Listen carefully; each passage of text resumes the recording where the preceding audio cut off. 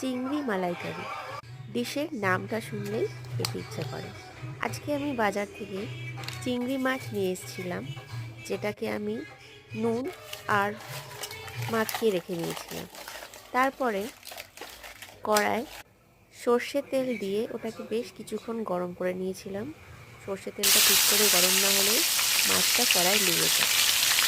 তার মধ্যে আমি যখন তেলটা ভালো করে গরম হয়ে গেছিল, মাখানো রাখা চিংড়িটা ওর মধ্যে দিয়ে দিলাম।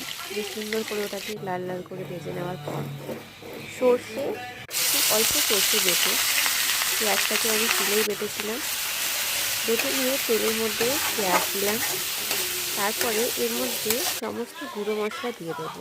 হলুদ, নুন, গুঁড়ো লঙ্কা, কাশ্মীরি লঙ্কা, জিরে গুঁড়ো, এই সব কিছু দিয়ে অল্প করে ভেজে নিলাম।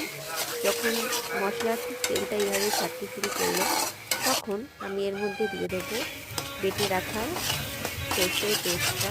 তারপরে কিছুক্ষণ এটাকে কুক করে নেওয়ার পরে আমি এটাতে অ্যাড করেছি কোকোনাট তেল, ডাবরের হোমমেড কোকোনাট তেল।